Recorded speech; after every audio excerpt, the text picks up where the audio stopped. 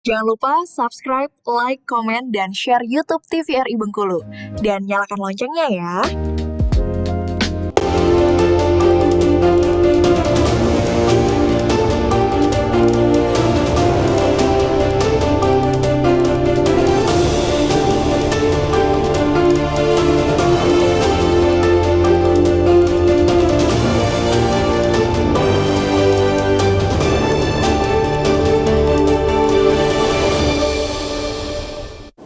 Terima kasih pemirsa, Anda masih bersama kami di Berendo Ruang Konsultasi.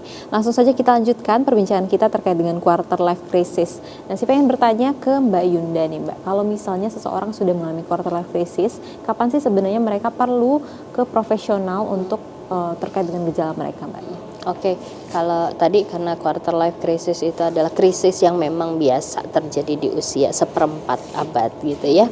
Itu menjadi satu hal yang memang bisa dikatakan harus kita lalui gitu. Saat ada krisis, kalau misalnya kita tidak bisa mengatasinya, kita menjadi nggak percaya diri sekali, kita jadinya menarik diri, jadinya nggak punya semangat gitu untuk melakukan aktivitas sehari-hari. Mungkin itu udah jadi sign ya bahwa kamu lagi nggak baik-baik aja gitu, atau jadi nggak ngurus diri deh. Misalnya biasanya ya mandi dua kali sehari, ini sehari itu kayaknya males banget. Berarti kalau nggak mandi juga gitu. bisa menjadi salah satu tanda Bisa ya Mbak? jadi. Jadi pemirsa di rumah nih harus ya Mbak ya.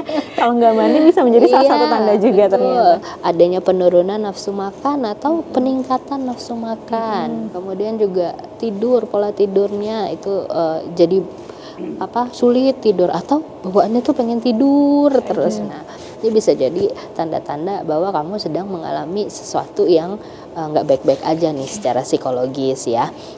Apalagi kamu di usia-usia 20 tahun sampai 30 tahunan nih, gitu. Bisa jadi itu menjadi tanda-tandanya kamu sedang nggak baik-baik saja secara psikologis. Jadi jangan self diagnose ya. Oh iya, banyak sekali ya Mbak ya. Kata Mbak Yunda nggak mandi nih. Kata Mbak Yunda makanya jadi banyak. Aduh, gitu takutnya kan. pemirsa di rumah salah kaprah ya Mbak ya. Jangan dulu. Kalau itu tanda-tanda. Tanda itu baru gejala-gejala yang belum tentu memang kamu sedang bermasalah, tapi mungkin itu adalah sign dari tubuh kamu bahwa nih saya kayaknya butuh bantuan nih. Nah, lakukan assessment, datang ke profesional, ke psikolog, psikiater, atau kalau sekarang tuh banyak coach gitu ya yang bisa membantu gitu. Oke, berarti yang harus di-highlight adanya perubahan perilaku ya Mbak ya. Ada yang perubahan perilaku, tapi tetap aja nggak boleh self diagnose ya Mbak ya, kalau ada pemirsa di rumah. Baik itu dari TikTok ataupun dari tontonan ini ya Mbak. Kalau misalnya memang ada gejala, harus ke profesional terlebih dahulu. Nah, mungkin udah banyak banget ya Mbak ya untuk informasi yang disampaikan dari Mbak Iza dan juga Mbak Yunda terkait dengan quarter life crisis. Tadi sudah ada gejala dan juga definisi dari quarter life crisis dan apa yang harus kita lakukan pemirsa. Mungkin dari Mbak Iza terlebih dahulu memberikan pesan untuk pemirsa di rumah terkait dengan quarter life crisis Mbak. Oke, jadi karena itu adalah fase yang normal, mungkin kita bisa mengenal diri kita gitu.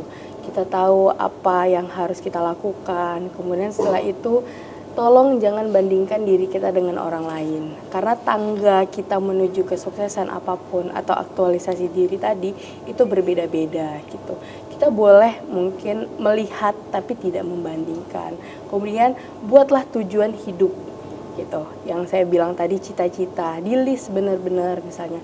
Sesederhana 3 tahun, 5 tahun, apa sih yang pengen dicapai gitu. Sehingga kita bisa ada loncatan-loncatan yang harus kita lalui. Jadi kita tidak gampang bingung gitu untuk memilih. Oke, baik. Tentunya pemirsa, pada saat quarter life crisis ini bukan suatu hal yang harus ditakuti, tapi harus ditangani dan juga dipenuhi dengan bijak tentunya. Baik pemirsa, saya Syifa Nabila mohon undur diri dari Berendo Ruang Konsultasi. Sampai jumpa di episode berikutnya.